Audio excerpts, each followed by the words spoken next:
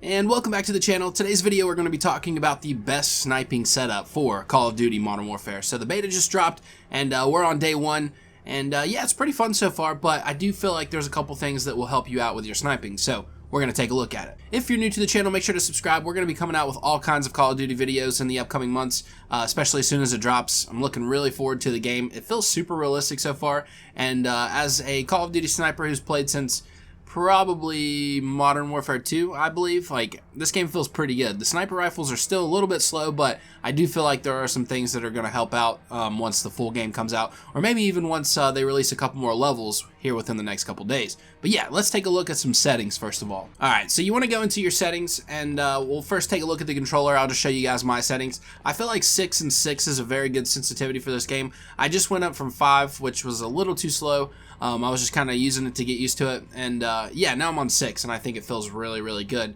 The next thing I want to talk about is the aim response curve type. So if you are using standard, which obviously is standard on the game, it basically, as you're turning, it starts to speed up a little bit. So I kind of like mine linear. You know, I just want everything to remain at a set rate. So I put it on linear, and now as I move, my sensitivity stays constant, whereas kind of like I said with standard, it's like if you have it on 5, it'll go all the way up to like 8, 7 and 8, 8 and 9. It's a little weird, but this kind of provides some consistency, so I think it's a good idea. So the next thing is moving over to general, and this is pretty huge. Pomaj actually talked about this a little bit. I had experienced a little bit of, I don't know, I kind of noticed that I couldn't see as well with the motion blur on, so especially people being in Windows and stuff like that, so I decided to turn off the world motion blur and the weapon motion blur. So I actually already had the world motion blur off as soon as I noticed I couldn't see very well, but I didn't notice that there was a weapon motion blur.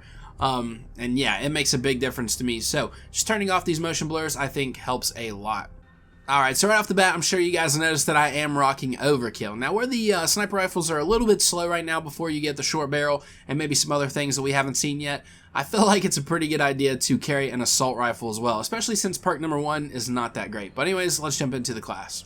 Alright, so of course we're running the AX50 right now, or AX50, whatever you want to call it. That's pretty much the only sniper rifle out. I am pretty curious to see how the Dragunov is going to perform, but anyways, jumping into the gunsmith, there's really not much for it right now. So basically I'm just running the breacher device because it doesn't have any cons. Everything else pretty much slows down your ADS, which you do not want to do because, like I said, it is already super clunky. It's another reason we're not going to run a heavy duty barrel, because it also reduces your aim down sight speed, your ADS. Optics, I'm just not much of a ACOG sniper. Then we have a stock, which it just, I don't know, it probably wouldn't be too bad. You could probably run a stock, but I kind of like being able to walk. Sometimes I walk around corners with my scope, and I know that's pretty nerdy, but I do that sometimes, so I don't rock it. Then on sleight of hand, you got to have it, which kind of sucks because I noticed that you don't really hit collaterals too well in this game. I haven't really tried it out with FMJ to see if it makes a big difference, but yeah, we got to rock sleight of hand. It just helps with the reload quickness. I think it comes in handy, especially since you can't run extended mags, because for some reason having an extended mag actually lowers your ADS. Makes absolutely no sense to me, and your movement speed, which kind of makes sense because it's heavier. Obviously, these are 50 caliber bullets, so they are quite a bit heavier. But yeah, the main thing is the pistol grip. I don't really know why this makes a huge difference, but it does. So it increases your ADS and your sprint to fire speed. That's huge when it comes to, obviously, trying to quickscope or whatever you're doing. So yeah, you definitely want that. And then I went ahead and threw a bipod on it as well, just because there's no cons.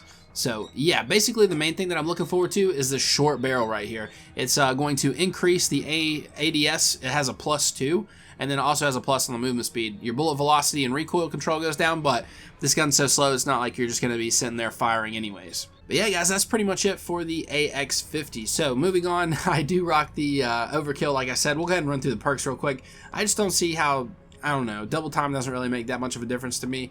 So overkill, just the fact that you can have a secondary, you know, AR, it's huge. It can help get you in spots to snipe. There's a couple really nice spots on these maps that are out right now, and just having a AR as your secondary just helps you get there quicker, and sometimes it's not bad to pull it out.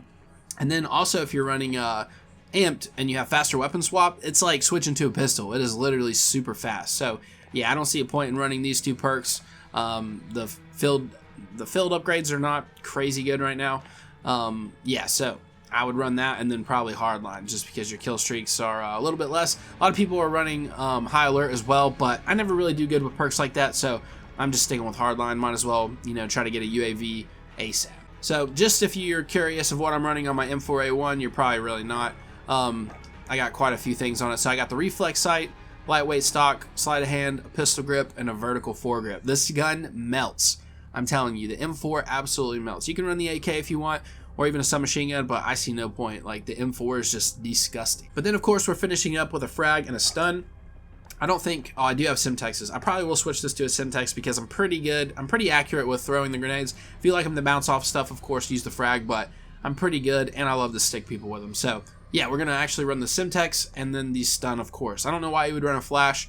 You can still get shot pretty easily through a flash, especially if they know which way you're coming from. But if you're running a stun and it slows down their movement speed, they're pretty much done for. So, highly recommend a stun. And yeah, that's pretty much my sniping class. If you guys have any different opinions, let me know.